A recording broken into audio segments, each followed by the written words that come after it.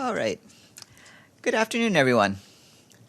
The Secretary General visited the Golden Temple in the Indian city of Amritsar just now, which is his last stop in the country before he heads back to New York. He expressed his deep respect for the religion of the Sikh people and the wonderful Golden Temple, in which the spirit of peace, tolerance, and ecumenism is present. During his visit to the site, the Secretary General shared a meal in the temple's kitchen, which is the biggest community kitchen in the world, serving thousands of meals a day, 24 hours a day, and open to all. In addition, no plastic is used in the kitchen and all implements are metal. Earlier this morning in New Delhi, the Secretary General presented Prime Minister Narendra Modi with the 2018 Champions of the Earth Award. In giving the award, the Secretary General said that Prime Minister Modi is being honored as a statesman who recognizes that climate change poses a direct existential threat and understands the enormous benefits of climate action. This, the Secretary General said, is the bold environmental leadership the world needs. Afterwards, the Secretary General met with President Ramnath Kovind, whom he thanked for his warm welcome. The Secretary General lauded the strong bonds between India and the United Nations. Later in the afternoon, before traveling to Amritsar, the Secretary General and his delegation met with Foreign Minister Sushma Swaraj over a working lunch. Yesterday afternoon, Emergency Relief Coordinator and Undersecretary General for Humanitarian Affairs Mark Lowcock announced an allocation of $15 million from the Central Emergency Response Fund, or CERF, to bolster relief assistance for people affected by the 7.4 magnitude earthquake and tsunami that struck Indonesia's central Sulawesi late last week. Mr. Lowcock said that the government of Indonesia is experienced and well-equipped in managing natural disasters, but sometimes, as with all other countries, outside help is also needed. Given the scale and complexity of this emergency, UN agencies and humanitarian organizations are working closely with government counterparts to provide life-saving assistance. CERF funds will allow UN agencies and humanitarian organizations to support the government-led response in the areas of logistics, shelter, safe water and sanitation, healthcare, camp coordination and camp management, emergency livelihoods, and protection services. Our humanitarian colleagues say that as of today, more than 1,400 people have reportedly died, with more than 2,500 people seriously injured. It is expected that these figures will increase as more areas become accessible. Vital infrastructure, including roads and bridges, have been destroyed, while the main airport in Palu has sustained damage. Numerous land and mudslides have cut off affected communities, severely hampering the delivery of relief. Some 66,000 houses have been damaged, with nearly 71,000 people having been uprooted. The government has welcomed specific offers of international assistance in line with identified humanitarian needs on the ground, which at this time include air transportation, tents, water treatment, and generators. The UNDP Administrator Achim Steiner and the Emergency Relief Coordinator Mark Lowcock will travel together to Nigeria and then to Chad over the weekend. Their mission aims to highlight and support joint humanitarian and development efforts in these countries. In Nigeria, they will travel to Borno State and visit a center for internally displaced persons and a transition center. In Chad, they will visit a nutrition center in N'Djamena, where international NGOs and UN agencies are treating children with malnutrition amid one of the worst nutrition crises the country has ever experienced. They will also meet high-level officials in both countries. This morning, the Deputy Secretary General, Amina Mohammed, spoke at the event on shedding light on child sexual abuse and exploitation, which also served as the launch of the Economic Intelligence Unit Benchmarking Index. She said that every day, across all countries and levels of society, millions of girls and boys face the alarmingly common childhood experience of sexual abuse and exploitation, scarring them for life. The global economic impacts and costs of this can be as high as $7 trillion. The Deputy Secretary General said that countries have started to address this issue, and the benchmarking index will help push this challenge higher up the global agenda. She said that preventing violence and exploitation of children is everyone's business, everywhere, at all times, adding that we must address this challenge and break the silence. And again today, I thank a member state for its full contribution to the regular budget. Saudi Arabia's payment takes the honor roll to 143 members. Following my briefing, the spokesperson for the President of the General Assembly, Monica Grayley, will be here to brief you. She's here in front of you as we speak. And then at 1 p.m., the permanent representative of Bolivia and president of the Security Council for the month of October, Ambassador Sasha Laurenti Solis, will be here to brief you on the Council's program for the month. That is slightly later. At 1 p.m. Yes, that's slightly later than we had previously advertised. And tomorrow, my guest will be Ali Al-Zatari, UN resident and humanitarian coordinator in the Syrian Arab Republic, and he will brief you on the situation in the country. Any questions for me before we go to Monica? Yes, please. Thanks, Farhan. A prominent Saudi dissident and journalist visited the Saudi consulate in Istanbul yesterday, and he hasn't been seen since. His name is Jamal Khashoggi. The Saudi officials say that he left. Turkish officials say that their information, according to their information, he's still inside.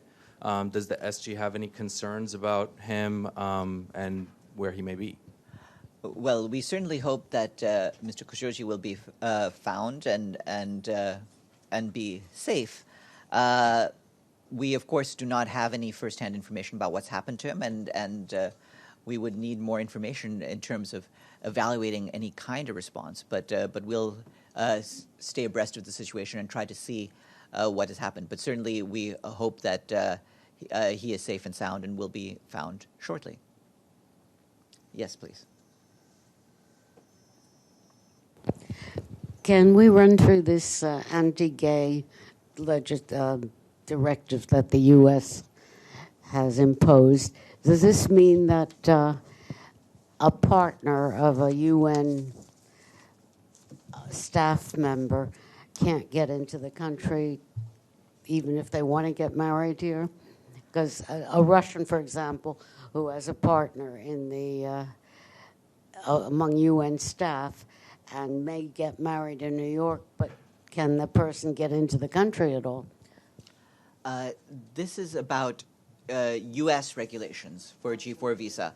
And for the most part, we would need to refer you to the U.S. State Department, which is the one who has informed us. But it's clear they informed us in mid-July of a change in their policies by which they grant G4 visas to our personnel. Ultimately, the idea is that for the spouses of UN staff to get G4 visas, whether they are in a same-sex or in an opposite-sex relationship, either way they would have to provide a marriage certificate in order to get that visa status. That's a change in the previous policy, which had allowed, in the case of same-sex relationships, for there to be a certificate of domestic partnership. And so there's a change in that, and we have informed our staff accordingly. There's a bulletin that's gone out to staff, and we are following up with that. Meanwhile, we continue to be in touch with the authorities on the ground. But like I said, this is a policy decision that was changed by the United States. But this means that the partner can't even come into the country, even if they intend to be married in New York, right? In order to get a G4 visa doesn't account for all ways of getting into the country. There are other types of visas, as you're aware. But in order to get a G4 visa, this is what would need to happen. They're requiring across the board for same-sex and opposite-sex relationships a marriage certificate. Yes.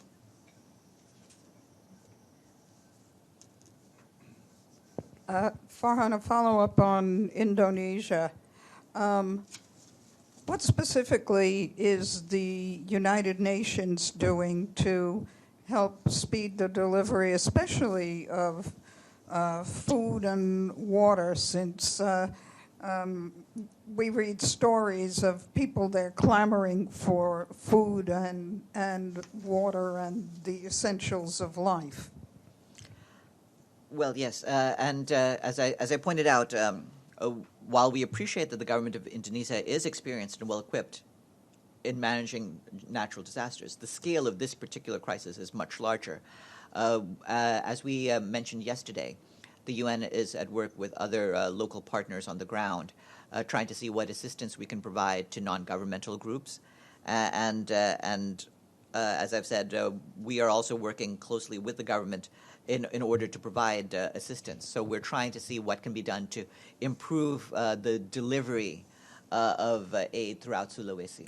Well, it sounds like there's some kind of a roadblock, and I'm wondering what the UN is trying to do to try and speed this up. Well, the basic problem is the problem of access in an area that has been struck hard by an earthquake and a tsunami. As you can imagine, many roads, many different areas are now inaccessible. But we're trying to do what we can to work through that and get access to as many areas. And access will be improving day by day, but it's been a challenge considering the scale of the destruction that was created. Is there any reluctance on the part of the Indonesian government to accept help from the United Nations or from NGOs when it comes to food and water?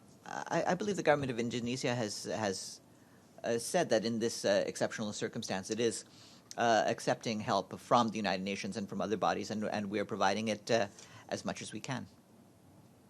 Yes, Mr. Badi. Thank you, Farhan. At the General Assembly on the Peace and Mandela, the last paragraph of the resolution which we adopted calls on musicians, poets, youth, artists to contribute a new life to the principles and values of the United Nations. Why is it thought necessary to revive those values, and how does the UN would like these groups to go about doing it?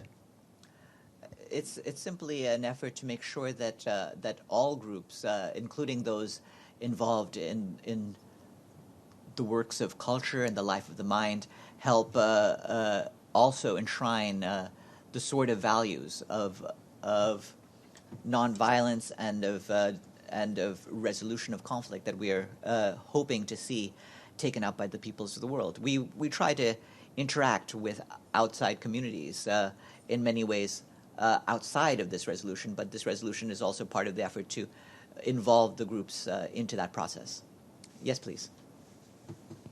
Farhan, at his speech at the General Assembly, the President of Venezuela, Mr. Maduro, asked the UN to set up an independent investigation on the attack he suffered in August. Is there any step being taken to set up this investigation?